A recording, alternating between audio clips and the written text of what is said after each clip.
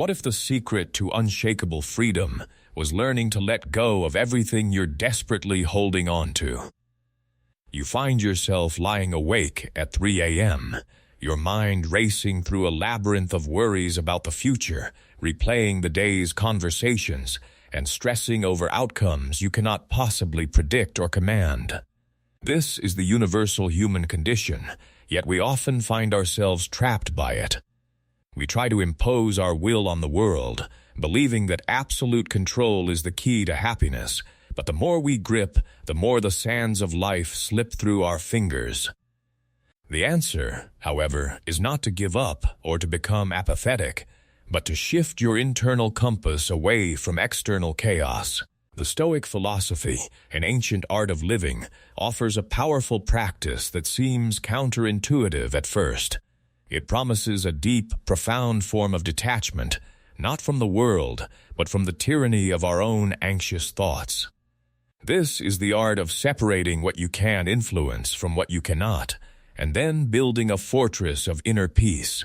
Most of us have been taught to fight for control, to push back against the tide of reality. But this is a battle we will inevitably lose. The world is inherently unpredictable. People will say and do hurtful things, plans will crumble, and sickness or loss will visit us all. Are you ready to stop fighting a losing battle and start building something resilient within yourself? Imagine for a moment the sheer relief of no longer being responsible for the entire universe, of only being responsible for your own judgments and actions. That is the heart of Stoic detachment. It's the realization that your true power lies within your own mind.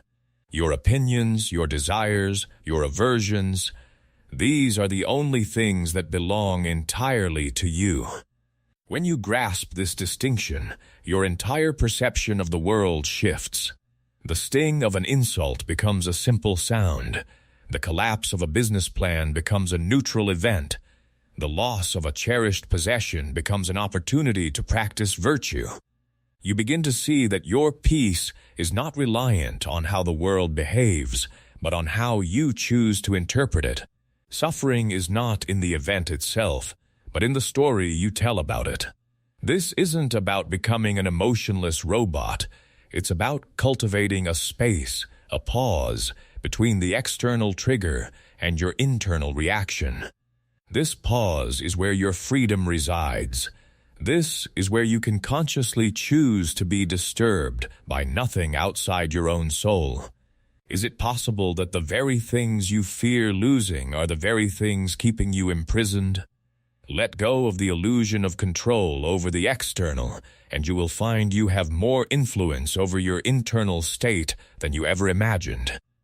Think about a time you worried about the outcome of a meeting, a conversation, or a project. The anxiety, the sleepless nights, the frantic energy, none of that changed the final result, did it? It only robbed you of your present peace and clarity. How much of your life has been stolen by worries that never even materialized? The Stoics understood this perfectly.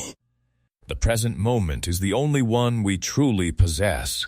When we obsess over a future we cannot guarantee or a past we cannot alter, we are effectively abandoning the only time where we have agency. The practice, then, is to continually and relentlessly bring your awareness back to this exact moment. Ask yourself right now, can I control this? If the answer is no, then let it drift away like a leaf on a river. This is active, disciplined detachment. This doesn't mean you become passive or indifferent. On the contrary, you should act with virtue and purpose, but you must detach your well-being from the outcome of your actions. The Stoic archer does everything they can to shoot the arrow perfectly. They train, they focus, they adjust for the wind. But once the arrow is released, its path is out of their hands. They do not pine for the bullseye, because they know that is not up to them. Their satisfaction comes from the excellence of their own effort. In our modern age, saturated with social media and constant comparison, this kind of inner grounding is more vital than ever. We are bombarded with images of others' curated lives, fueling our desires and anxieties. But these are illusions. It's like being lost in a funhouse of mirrors, where every reflection is a distortion of reality. The only way out is to stop looking at the distorted reflections and trust your own internal sense of direction. To begin this journey of detachment, start with small, intentional practices. When you feel a wave of frustration wash over you because the traffic is heavy, recognize it. Name the emotion. Ah, that is frustration.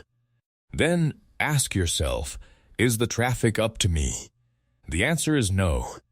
Your reaction, however, is you can choose to sit in serene silence, listen to a podcast, or simply breathe.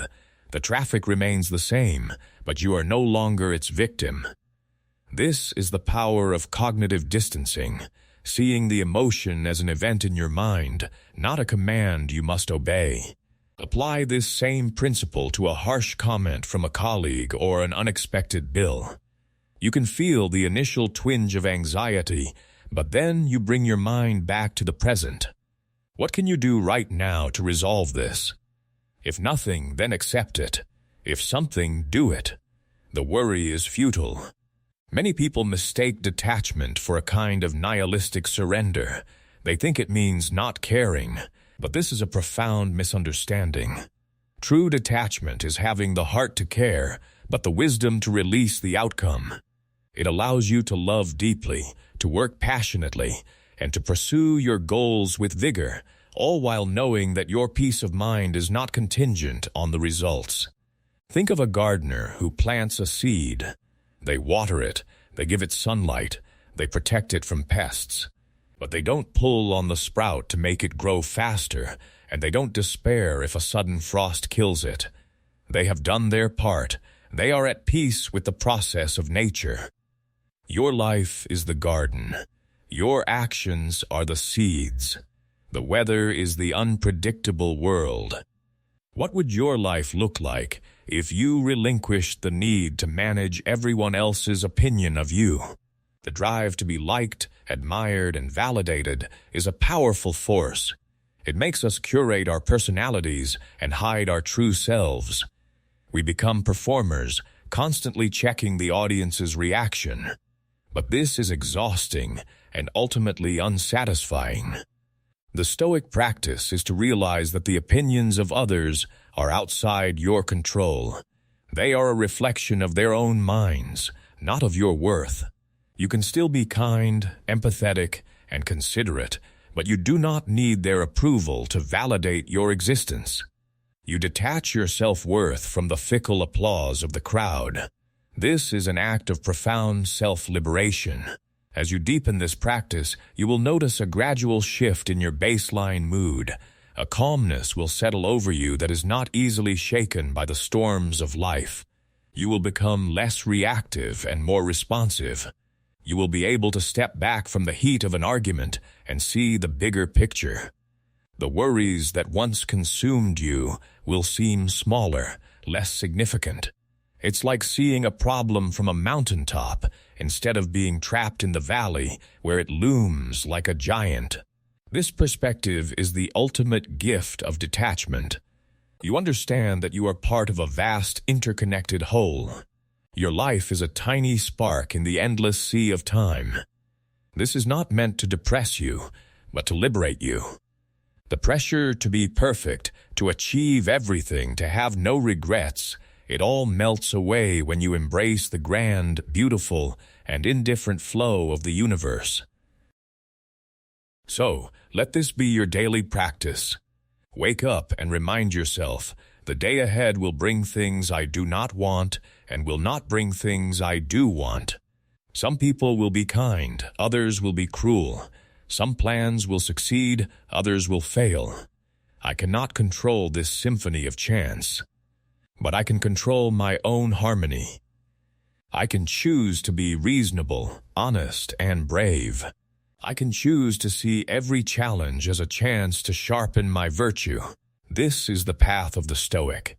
It is not a destination, but a constant, deliberate journey. It is the path of the person who has chosen to be a sovereign ruler of their own inner world, unaffected and free. To detach from the uncontrollable is to finally allow yourself to live. So, will you continue to be a puppet of circumstances, or will you start pulling your own strings? The choice is yours. You have the power to sculpt your mind into a sanctuary that no external force can invade. Let the world rage on outside. Inside, you can remain a calm, unshakable center of peace. By deliberately disengaging from the tyranny of the uncontrollable, you reclaim your own humanity, your own agency, and your own life. Remember, the secret is not to hold on tighter, but to let go, and in that release, you will find a strength and a freedom you never knew existed. Now, if this resonated with you and you're ready to build your inner fortress, hit that like button and subscribe to MindForge for more wisdom on forging an unbreakable mind. I'll see you in the next one.